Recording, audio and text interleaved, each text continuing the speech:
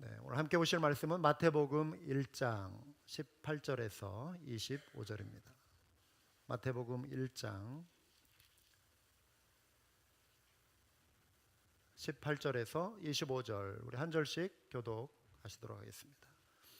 예수 그리스도의 나심은 이러하니라. 그의 어머니 마리아가 요셉과 약혼하고 동거하기 전에 성령으로 잉태된 것이 나타났더니 요셉은 의로운 사람이라 그를 드러내지 아니하고 가만히 끊고자 하여 이 일을 생각할 때에 주의 사자가 현몽하여 이르되 다윗의 자손 요셉아, 내 아내 마리아 데려오기를 무서워하지 말라. 그에게 잉태된 자는 성령으로 된 것이라. 아들을 낳으리니 이름을 예수라 하라. 이는 그가 자기 백성을 그들의 죄에서 구원할 자이심이라 하니라.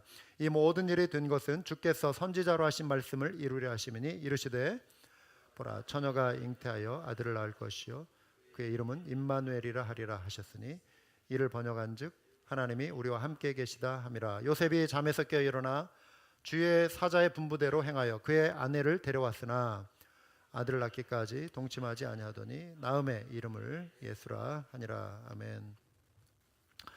여러분, 교회에 와서 제일 많이 듣는 설교 시간에도 그렇고요, 또 주변 분들에게 많이 듣는 말 가운데 하나가 믿으라 하는 말일 것입니다. 믿으라, 믿으라. 설교는 자꾸 설교자는 믿으라고 하는데 듣는 입장에서 문제는 선뜻 믿음이 생기지 않는 거예요. 성경에 보면 믿어지지 않는 그런 내용들, 초자연적인 그런 기적들이 많이 소개되어 있지 않습니까? 그래서 잘 안 믿어지는데 믿으라고 하니까 부담스럽고 또 심지어 막 짜증까지 날 수도 있지 않을까 싶습니다. 우리의 이성으로 사실 이해되지 않는 일들, 이런 기적들이 성경에 많이 기록되어 있습니다. 우리가 보이는 세상이 전부인 것으로 알고 살아가는 우리들에게 있어서 이 보이지 않는 하나님에 대한 그런 내용들, 또 그 하나님이 하신 일이라고 기록되어 있는 이 성경의 말씀을 접할 때 우리의 마음이 선뜻 믿음으로 어떤 분들은 반응하기 어려운 분들이 있을 것입니다. 그럼 이런 질문을 던져볼 수 있겠죠. 성경의 모든 인물들, 성경 안에 기록된 이런 인물들, 하나님을 만난 사람들, 그들이 모든 것을, 그리고 우리 주변에는 지금 이 자리에 있는 여러분들까지 포함해서 모든 것을 다 이해해서 하나님을 믿었을까? 그랬을 것 같습니까? 그렇지 않습니다. 이들이 이성적으로 모든 것을 다 이해한 다음에, 성경을 다 자세히 훑어보고 이해한 다음에 이제 이해가 되니까 믿겠다, 이렇지 않았다라고 하는 것입니다. 오히려 믿음의 눈을 뜨니 이해되기 시작했다, 이렇게 표현하는 것이 맞습니다. 믿음의 눈을 뜨니 성경이 이해되기 시작하는 것입니다. 물론 어떤 분은 하나님이 강권적으로 다가오셔서 믿음을 갖게 되기도 합니다. 저항할 수 없는 하나님의 은혜, 어떤 초자연적인 역사로 나타나시는 경우가 있습니다. 어떤 분은 삶의 고난이나 혹은 기적의 체험을 통해서 하나님을 믿기 시작합니다. 그런데 우리 중에 대부분은 성경 말씀을 펼쳐놓고 읽다가 혹은 말씀을 듣다가 믿음을 갖게 된 경우가 많습니다. 로마서 10장 17절의 기록처럼 그러므로 믿음은 들음에서 나며 들음은 그리스도의 말씀으로 말미암았느니라. 믿음은 저절로 생기지 않습니다. 하나님의 말씀을 일단 펴놔야 돼요. 말씀을 가까이 하고 말씀에 내가 직면해야 돼요. 읽어야 하는 것입니다. 또 한 가지는 나를 설득해 보라고 성경 말씀이 나에게 한번 설득해 보시오, 이런 게 아니라 찾아야 돼요. 하나님, 내가 만나기 원합니다. 내가 마음을 열고 하나님 앞에 다가서려고 하는, 간절히 하나님을 찾고자 하는 그런 마음이 우리에게 필요한 거예요. 그래서 시편 27편 8절에 너희는 내 얼굴을 찾으라 하실 때에 내가 마음으로 주께 말하되 여호와여, 내가 주의 얼굴을 찾으리이다 하였나이다. 하나님의 얼굴을 찾으시는 여러분들 되시기 바랍니다. 주님을 간절히 찾으실 때 하나님이 여러분을 만나주시고 믿음에서 믿음에 이르게 하시는 거예요. 풍성하게 하시는 것입니다. 저 멀리 떨어져서 희미하게 보이는 글씨가 있잖아요. 그리고 어떤 사물이 저 멀리 있어요. 그러면은 그걸 자세히 볼 수 있는 방법은 한 가지예요. 직접 다가가서 보거나 방법이 두 가지일 수 있겠네요. 아니면 망원경을 가지고 살펴보면 선명하게 보입니다. 성경에 초자연적인 하나님의 역사를 이해하려면 믿음이라고 하는 안경을 우리가 써야 돼요. 따라서 우리의 믿음은 처음에는 크신 하나님에 대한 우리의 겨자씨만한 믿음으로 출발할 수 있습니다. 작은 믿음을 드리는 거예요. 겨자씨만한 믿음에서 출발하는데 이 믿음의 안경을 쓰고 보면 하나님이 우주 만물을 창조하신 크고 놀라우신 하나님이심을 우리가 이제 믿게 되는 것입니다. 큰 믿음으로 성장하게 되는 거예요. 사랑하는 여러분, 전능하신 능력으로 세상을 창조하신 그 하나님, 그 하나님을 만나는 은혜가 있기를 바랍니다. 그 믿음의 출발은 예수 그리스도의 부활이에요. 기독교 신앙의 출발은 부활하신 예수님입니다. 거기에서 우리 모든 믿음의 기초가 있는 거예요. 그리고 예수님이 구약 성경을 인정하셨어요. 그러면 여러분, 예수님의 인격을 신뢰하십니까? 그분이 사기꾼이 아니라고 하는 것, 그분이 진실하신 분이라고 하는 것을 믿는다면 그분이 인정하신 그 말씀을 우리가 믿게 되는 거예요.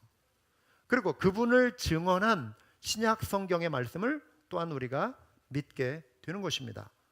오늘 예수님 탄생 이야기 역시 하나님을 만난 사람들의 이야기와 맞물려 있습니다. 이 이야기 속에는 두 가지의 초자연적인 기적이 소개되고 있습니다. 하나는 처녀인 마리아의 몸에 아들이 잉태된 사실이에요. 이것을 성령으로 잉태한 것, 하나님의 초자연적인 기적이죠. 두 번째는 천사가 사람의 꿈속에 나타난 것입니다. 목격자들이 증언합니다. 체험자들이 직접 증언합니다. 마태가 그들의 증언을 그대로 듣고 기록에 남긴 것이 마태복음이에요. 이렇게 그 기록이 시작이 되죠. 그리스도의 나심은 이러하니라. 즉, 이 증언을 듣고 읽는 자들에게 이 말씀이 도전하는 거예요.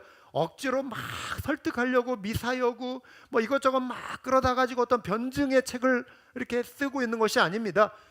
담담한 마음으로 단순하게 그냥 적어 내려가고 있는 거예요. 목격자들의 증언을 있는 그대로 그냥 적어가는 거예요. 그래서 예수 그리스도의 나심은 이러하니라, 이런 일이 있었습니다 라고 그냥 기술하는 것입니다. 그래서 이 말씀을 대할 때 이 말씀이 우리에게 주는 도전이 무엇이냐면, 이 말씀을 읽고 듣고 믿음 없는 자가 되지 말고 믿는 자가 되라는 거예요. 아멘. 예수 그리스도의 탄생 이야기는 이렇습니다.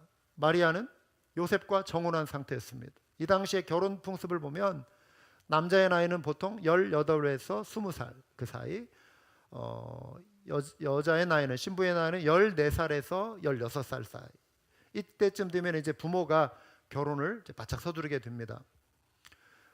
연애 결혼이 아닙니다. 양가의 부모가 부모님들끼리 만나가지고 아버지들이 만나겠죠.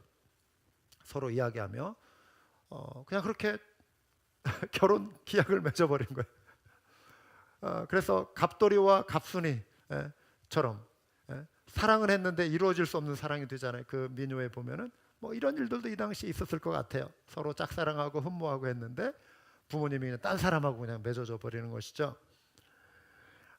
정혼한 이들은 남편과 아내로 불리게 됩니다. 정혼의 약속은 1년 동안 유지됩니다. 이때 신랑 신부는 따로 떨어져서 살게 돼요. 신랑은 신부를 맞이할 집을 예비하는 것이죠. 신부는 순결하게 자기 자신을 단장하고 준비하고 기다립니다. 1년 후에 신랑이 신부 집에 찾아와서 신부를 데려오는 것입니다. 그리고 부부관계를 맺음으로 결혼이 완성됩니다.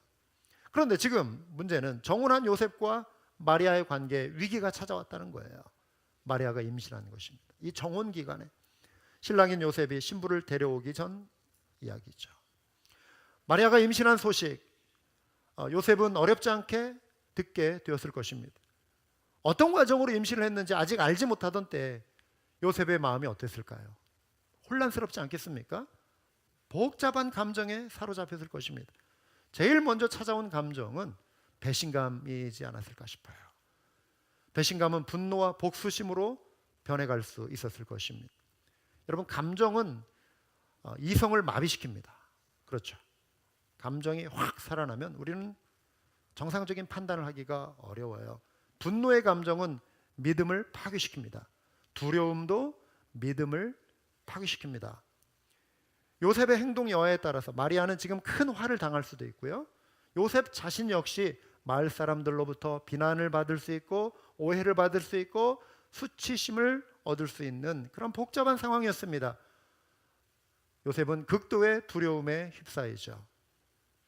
그런데 요셉은 감정을 잘 추스르면서 감정대로 앞세우지 않고 침착하게 이 상황을 대처합니다. 그리고 마리아와의 관계를 조용히 정리하려고 한 것이죠. 파혼하려고 했습니다. 그런데 이 모든 일이 하나님의 계획 가운데 지금 이루어지고 있었기 때문에 요셉은 자신의 생각을 그대로 진행할 수가 없었죠. 하나님께서 개입하셔서 요셉의 마음을 바꿔준 것입니다. 요셉의 꿈에 나타난 천사가 마리아의 임신이 성령으로 말미암아 하나님의 전능하신 능력으로 말미암아 된 일임을 알게 하신 것이죠. 그래서 마리아를 데려오는 것을 두려워하지 말라. 신부로 맞이해라. 낳게 될 아들의 이름을 예수라고 해라. 구원자라고 하는 뜻입니다. 성경은 요셉이 믿음과 그 불신앙의 갈림길 사이에서 막 고민했다 이렇게 적어 내려가지 않습니다. 사람의 생각, 이성적인 생각으로는 정말 요셉 자신도 믿기 어려운 일입니다. 그런데 요셉은 여기에서 막 고민하고 분석하고 따지고 방황하고 의심하지 않았습니다. 전능하신 하나님의 신적인 능력에 압도되어 버린 것이죠. 그래서 천사가 전해준 그 말을 그대로 요셉은 믿음으로 받아들였습니다. 그 믿음이 그로 하여금 말씀에 순종하게 만든 것이죠. 예수님이 죄에서 우리를 구원하신다라고 하는 것, 죄로 인해 영원한 심판을 받을 수밖에 없는 우리를 긍휼히 여기셔서 아들을 보내사 구출해내시기 위해서, 죄로부터 우리를 구원해내시기 위해서 보내신 그 아들 예수, 구원자라고 하는 이름을 가진 예수 그리스도를 탄생케 하신 것이죠. 훗날 마태복음을 기록한 저자 마태는 이 모든 것이 이 모든 것을 성경적인 관점으로 조명합니다. 이 모든 일이 된 것은 주께서 선지자로 하신 말씀을 이루려 하심이니 이르시되 보라 처녀가 잉태하여 아들을 낳을 것이요 그의 이름은 임마누엘이라 하리라 하셨으니 이를 번역한즉 하나님이 우리와 함께 계시다 함이라. 성경에는요 하나님의 전능하신 능력이 많이 소개되어 있습니다.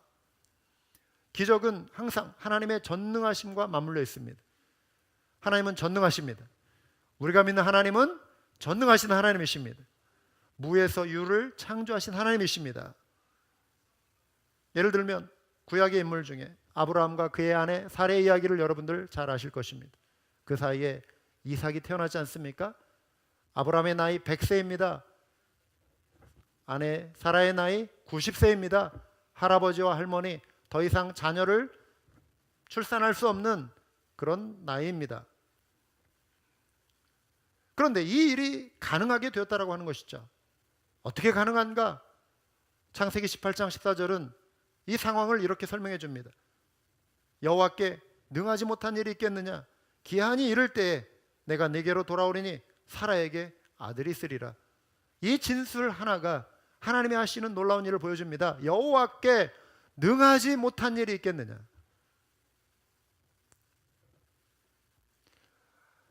하나님이 특별한 일을 행하실 때 특별한 능력을 이렇게 행하십니다. 모든 사람에게 항상 전능하심을 드러내시는 건 아니에요.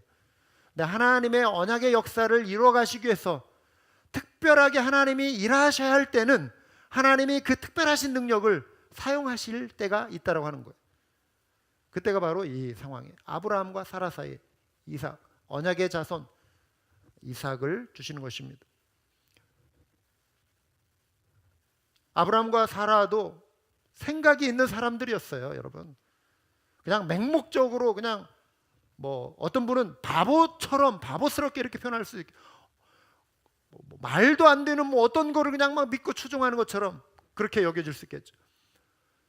아브라함과 사라 생각이 있는 사람들이었습니다. 이성이 있는 사람들이었습니다.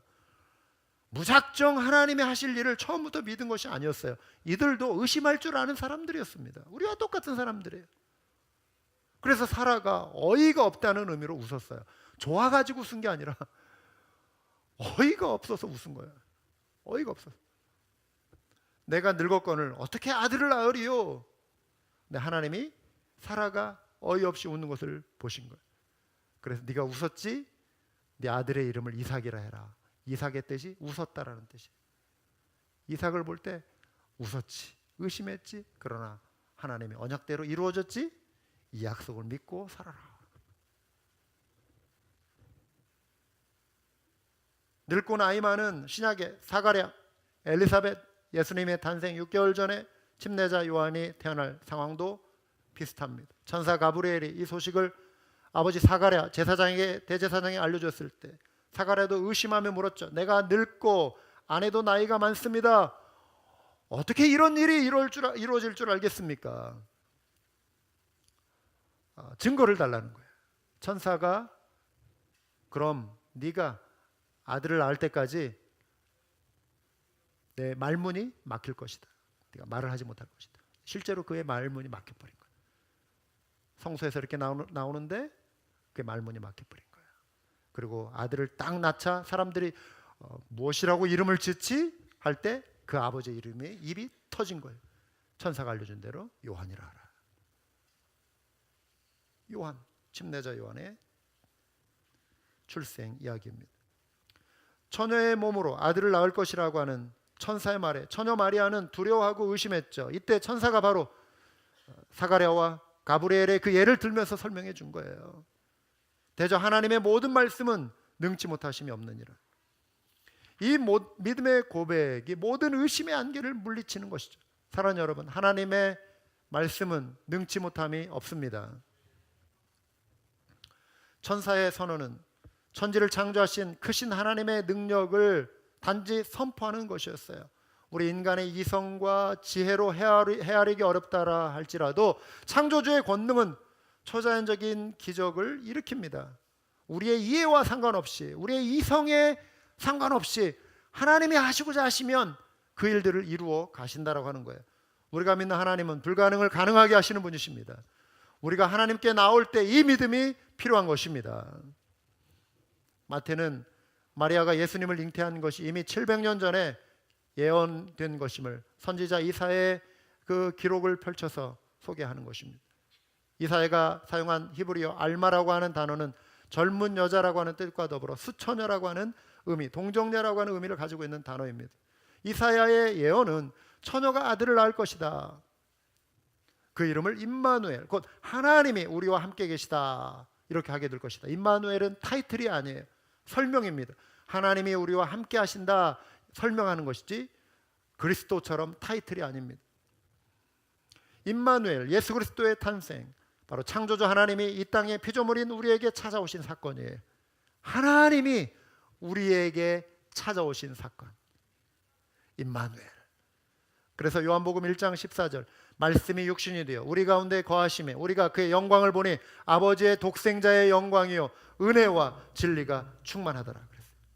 서두에 저는 왜 교회에 오면 자꾸 믿으라고 하나, 이 질문을 잠시 언급해 드린 바 있습니다. 왜 믿어야죠? 믿음은 우리에게 놀라운 복을 허락해 줍니다. 임마누엘의 복을 허락해 주십니다. 아멘. 하나님이 우리와 함께 하시기 때문에 임마누엘의 하나님으로 인해서 우리가 단지 믿음을 드리면 하나님이 우리의 믿음을 보시고 우리를 죄의 사망의 권세에서 우리를 구출해 내시는 거예요. 할렐루야. 이게 임마누엘의 복이에요. 아무리 강조해도 지나치지 않는 하늘의 복입니다.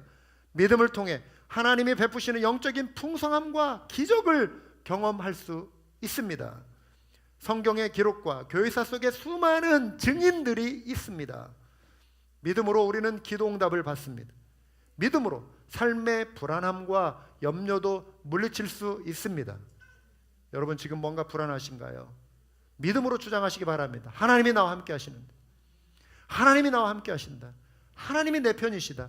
하나님이 나를 도우실 것이다. 할렐루야. 믿음으로 주장하시기 바라요. 왜요? 여러분은 그럴 만한 자격이 있어요. 하나님이 그 아들 예수의 피값으로 사주신 하나님의 자녀가 되었기 때문에 자녀의 특권으로 아버지 하나님의 그 크신 권능을 주장하시고 살아가시기 바랍니다. 눌리지 마시고 두려워하지 마시고 염려하지 마시고 임마누엘의 하나님을 주장하시기 바라요. 이게 하늘의 복인 것입니다. 저희 큰 아이가요, 어릴 적에 이제 동네 놀이터를 이렇게 이제 데리고 가면은요, 이제 사다리가 이렇게 있어요. 그러면 이제 쇠로 이렇게 되어진 그걸 하나씩 계단을 이렇게 잡고 올라가는데, 몇 계단 올라가다가 이제 지 키보다 높은 위치로 이렇게 올라가게 되면은 막 무서워하기 시작하는 거예요. 아빠 무서워하면서 못 올라가는 거예요. 그러면은 제가 이렇게 말을 하죠. 이 아이에게 지금 필요한 것은 이 아빠가 있다라고 하는 거, 이거 알려주는 거 아니겠어요? 주하나, 괜찮아, 아빠가 잡아줄게. 괜찮아, 한번 올라가 봐, 아빠가 잡아줄게. 아주 가까이에서, 그 뒤에서, 비록 아이의 몸에 아빠의 손길이 느껴지지 않을 수 있어요. 아빠의 음성은 들려요. 그 아이의 옷깃에 아빠의 손길이 느껴지지 않는다 할지라도 이 아이에게 지금 필요한 건 뭐예요? 괜찮아, 아빠가 잡아줄게. 이것을 믿는 거예요. 이걸 믿는 순간 두렵지만 이 아이의 눈높이에서는 굉장히 무서운 거예요. 한 단계 한 단계 올라설 수 있는 것이죠. 믿는 만큼, 신뢰하는 만큼 높이 올라갈 수 있는 것입니다. 아이 가까이에서 그 아이를 지켜보고 있는 아빠처럼 하나님은 우리의 인생길에 든든한 동반자가 되어주십니다. 우리를 지켜주십니다. 임마누엘 하나님이십니다. 요즘 이런 찬양이 많은 분들에게 힘과 위로를 줍니다. 아시는 분 우리 한번 같이 불러볼까요?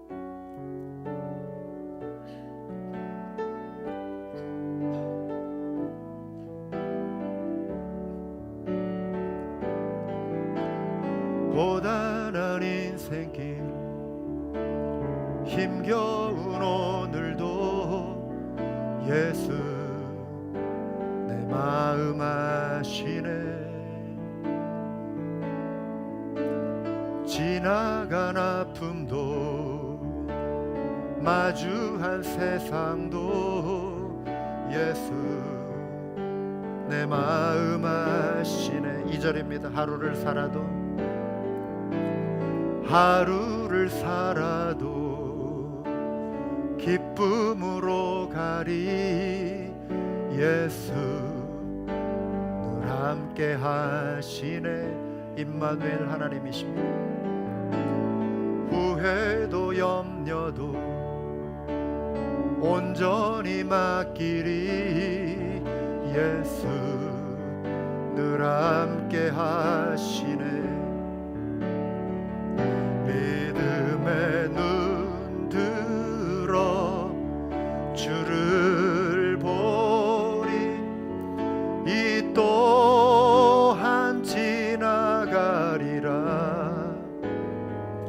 주어진 내 삶의 시간 속에 주의 뜻 알게 하소서. 임마누엘 하나님, 우리와 함께 하심으로, 우리와 함께 하시기 때문에, 부활하셨기 때문에 우리의 구원자가 되실 수 있습니다. 고단한 인생길 무너지지 아니하고 능히 감당할 힘을 주십니다. 하나님이 나의 가는 길 아시고 나의 미래를 붙들고 계시기 때문에 염려를 이길 수 있는 거예요. 요셉과 마리아가 의지했던 하나님의 능력이 바로 이것입니다. 임마누엘 하나님. 당황스럽고 두려웠을 그들에게 하나님이 이들의 마음을 붙들어 주시고, 임마누엘 하나님, 아버지 하나님의 크신 능력을 드러내 주신 줄 믿습니다.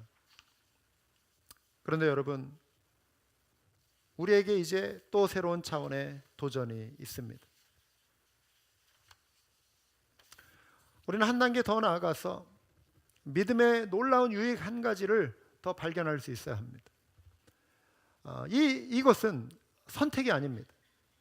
우리 모두 반드시 받아들여야 할 하나의 권고인데요. 그것은 바로 믿음으로 말미암는 순종입니다. 따라서 해볼까요? 믿음으로 말미암는 순종.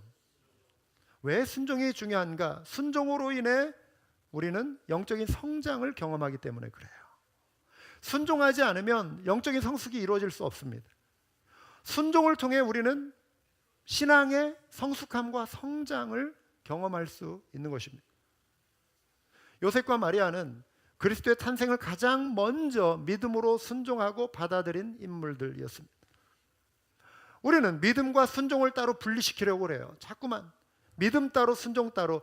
순종은 내 믿음이 좀 커지면 하는 것으로 생각을 해요. 그렇지 않습니다. 믿음은 그게 곧 순종이에요. 믿는다는 것이 순종한다는 것입니다. 순종하는 것이 믿는 거예요. 내가 믿으면, 믿음이 커지면 순종하겠습니다라고 하는 그냥 관념적으로 내 생각으로 그냥 내가 믿는 것처럼 나 스스로를 그냥 이렇게 내 생각을 주입시키는 거예요. 그거는 순종이 일어나지 않으면 온전한 믿음이 되었다라고 말할 수 없어요. 사도 바울은 그랬어요. 로마의 성도들에게 이렇게 말했어요. 그로 말미암아 우리가 은혜와 사도의 직분을 받아 그의 이름을 위하여 모든 이방인 중에서 믿어 순종하게 하나니. 바울이 여기에서 믿게 하나니, 로마서처럼 믿음을 강조하는 책이 따로 없을 정도로 믿음으로 얻는 구원을 강조하잖아요. 그런데 사도 바울의 마음속에는 믿음과 순종은 한 패키지였어요. 야고보의 주장과 사도 바울의 주장이 다른 것처럼 보입니까? 그렇지 않습니다. 행위로 얻는 믿음, 행위로 증명되는 믿음, 사도 바울도 그것을 말하고 있어요. 영어 성경은 obedience of faith라고 말하고 있어요. 믿음의 순종이에요. 같다라는 의미입니다. 로마서의 맨 마지막 구절에 결론이 이거예요. 나의 복음과 예수 그리스도를 전파함은 영세전부터 감추어졌다가 이제는 나타내신 바 되었으며 영원하신 하나님의 명을 따라 선지자들의 글로 말미암아 모든 민족이 믿어 순종하게 하시려고. 바울의 마음속에는 복음이 전파되는 곳에서 믿음의 순종이 일어나기를 원했어요. 할렐루야. 이로써 그 신비의 계시를 따라 된 것이니 이 복음으로 너희를 능히 경고하게 하실 지혜로우신 하나님께 예수 그리스도로 말미암아 영광이 세세 무궁하도록 있을지어다. 아멘. 이게 로마서의 결론입니다. 목숨을 걸고 주 예수 그리스도의 복음을 증거한 바울이 가장 중요하게 여긴 신앙의 덕목, 복음의 가장 아름다운 열매가 모든 민족이 믿어 순종하는 것이다.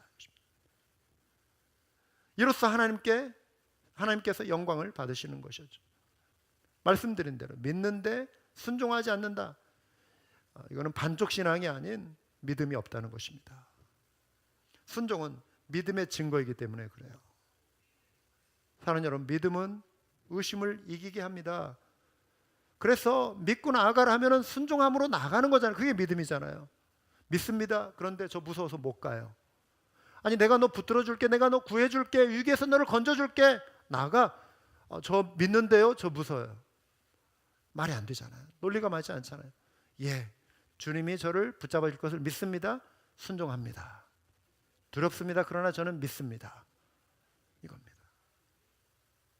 모든 의심의 안개를 물리치게 하고 순종하게 만듭니다. 믿음입니다.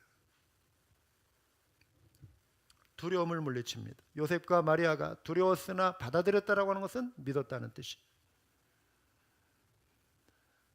그들이 보여준 신앙의 모범이 바로 이것입니다. 저와 여러분이 믿음의 길을 갈 때 손해도 당할 수 있고 때로 곤란한 상황도 맞이할 수 있습니다.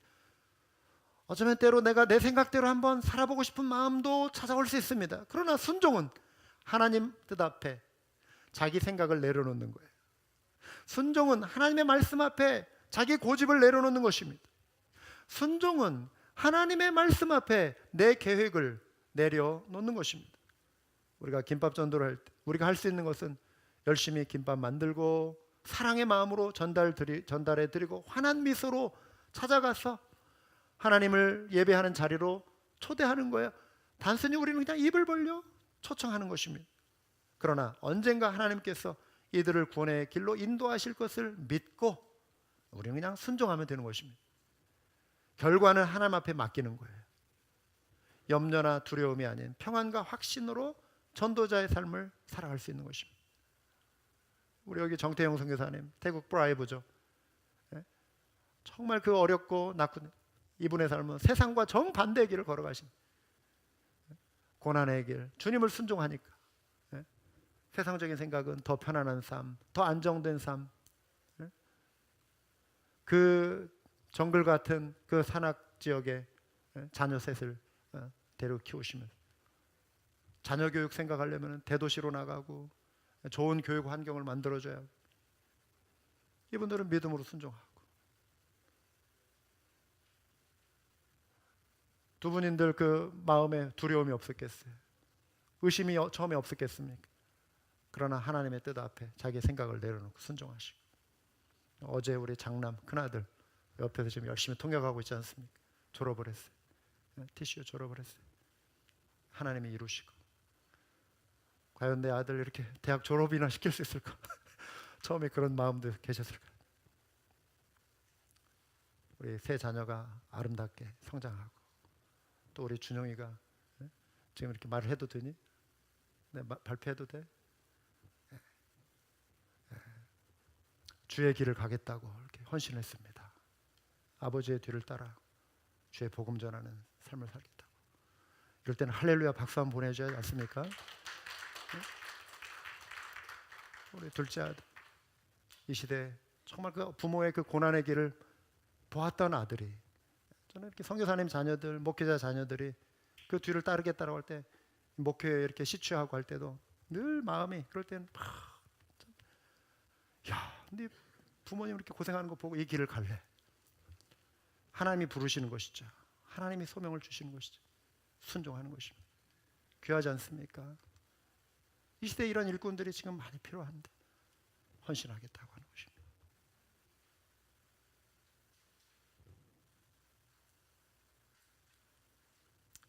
우리 만나 섬김이 가운데 한 분이 만나 섬김이를 맡으면서 만나 가족들을 위한 이제 기도가 될 수밖에 없잖아요. 네?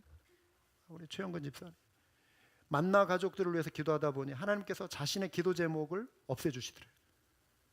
무슨 말이냐면, 이전에는 내가 염려했던 문제가 있어요. 내 가족 안에서 해결되어 왔던 문제가 있어요. 그런데 만나 가족들을 위해서 기도하다 보니까 하나님이 내 기도가 사라지게 하시더라. 내가 염려했던 문제들을 정리해 주시더라는 거예요. 할렐루야. 하나님의 나라와 의를 구할 때 이 모든 것을 더해 주시는 하나님의 역사 아니겠습니까? 순종할 때 하나님이 길을 열어주시는 것입니다. 구원자 되신 예수 그리스도 임마누엘로 우리 하나님, 우리와 함께 하심을 믿는다면 우리는 구원의 감격과 더불어 범사에 주님의 주권을 인정하고 순종하는 그 믿음을 드릴 수 있어야 할 것입니다. 그 순종은 말씀에 대한 순종이에요. 주님이 하라 하신 거 하고 하지 말라 하시는 거 하지 않겠다라고 하는 결단이 우리의 참된 믿음을 드러내 주는 것입니다. 세상에 살지만 세상의 가치에 무너지지 않고 거룩한 하나님 나라의 백성답게 살아가는 것이 순종하는 믿음입니다. 삶의 도전과 위기 앞에서도 두려워하지 않고 끝까지 하나님의 뜻을 신뢰하며 평안과 감사의 태도로 살아가는 것, 이것이 믿음의 순종입니다. 그래서 의심이 찾아오고 두려움이 찾아오고 불안함이 찾아올 때 믿음을 주장하시기 바라요. 순종하는 믿음은 염려, 걱정, 불안으로부터 우리를 자유케 하는 것입니다. 염려한다고 문제 해결되지 않습니다. 믿음으로 주장하시기 바랍니다. 인내하시기 바라요. 요셉과 마리아의 순종을 통해 인류를 구원할 메시아를 보내신 것처럼 저와 여러분이 믿음의 순종을 주님 앞에 드릴 때 하나님은 저와 여러분을 통해 이 땅에 복음의 능력이 흘러가게 하실 것입니다. 하나님이 저와 여러분을 사용하시기 위해 믿음의 순종을 요구하실 때 기꺼이 순종하며 주의 종이오니 말씀하신 대로 이루어 지옵소서 순종할 수 있는 우리 모두가 됩시다. 기도하시겠습니다.